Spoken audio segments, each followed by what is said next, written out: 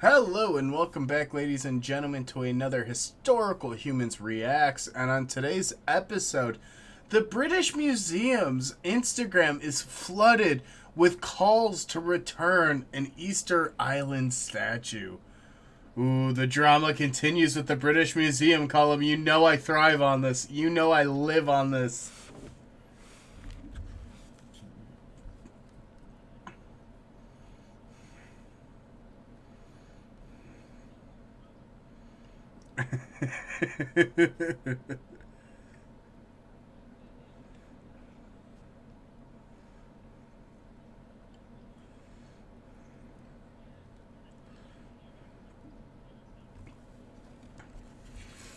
Okay, so this social media campaign is probably the least bad one that they've done recently.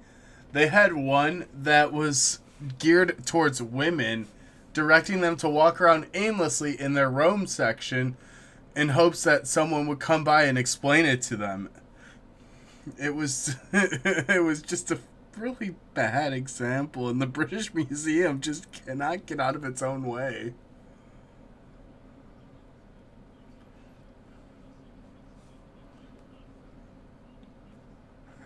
Hey, foreshadowing. Foreshadowing.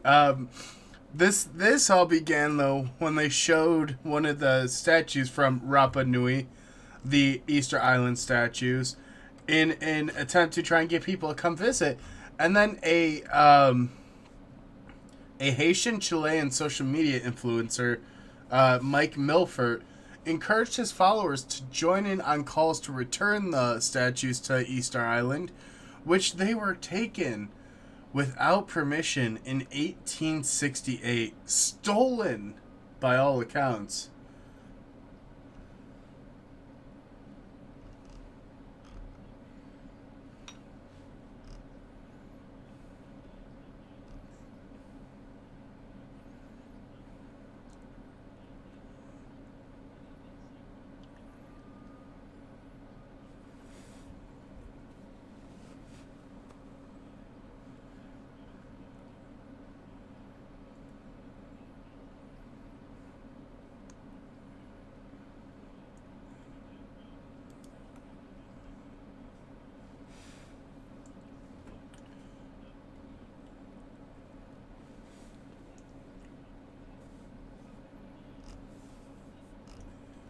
But Cullum, they are legally justified in having these items on display and in their museum because there is a lovely law on the books called the British Museum Act of 1963, which prevents it from removing objects from its collections, even if the objects were stolen from other countries.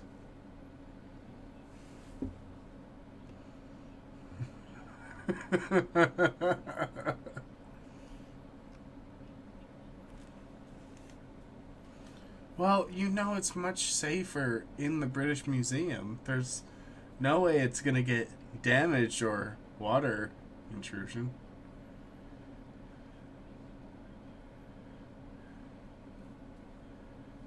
That would be totally insane and reckless, and the hatred for the British Museum runs deep. It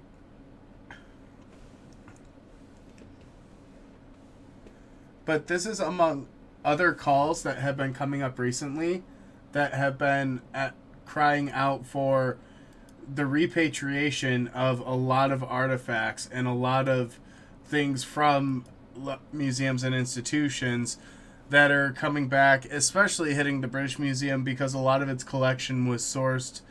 Um, I hate to say it inauthentically, but they tend to have not have the best sourcing for a lot of their collections, and that law only solidifies the true origins of a lot of it.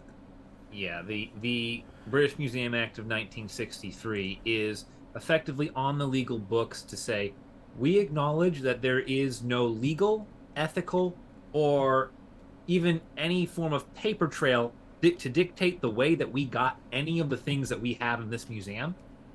And we, as the people of England, are perfectly okay with that. That is what that law says. It comes after a slew of arguments in the professional spheres over cultural stewarding. And a lot of the argument that was made is that, and this is, a lot of this dates back to the period in which these statues were stolen, but the argument came to a head in the 1960s of, we, as the British had believed, that they had a better idea and a better history and institutional knowledge that allowed them to preserve the cultures better than the societies could themselves, or better than they would be previously. And they also had this kind of jagged, double edged mentality where if we don't take it, someone else will. Yeah. And a lot of that was the justification for removing it and collecting it. And boy, did they collect it and bring it back to England for all to see.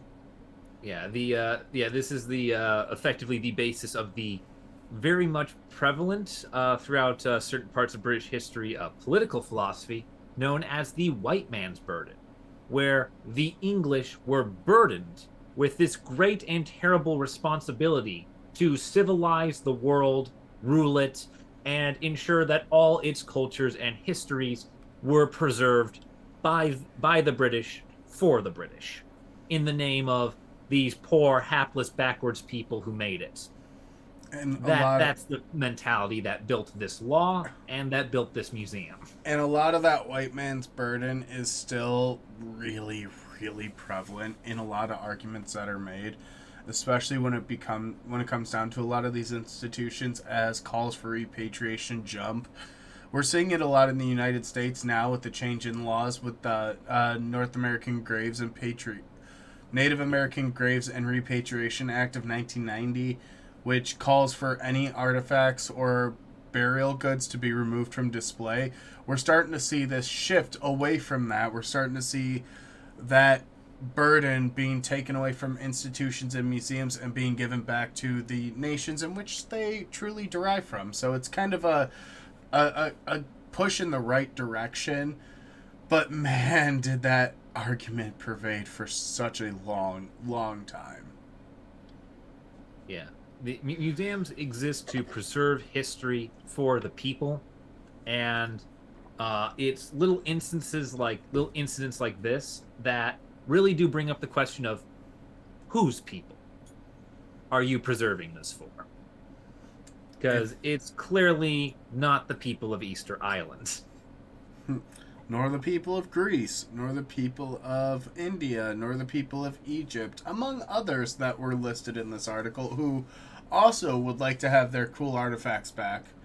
Maybe so they could build their own museums, have it listed in a national park, There's a lot of great things. Or, just throwing this out there, if you have a beautiful Acropolis that's beautifully restored and a nice museum to put things in. Yeah.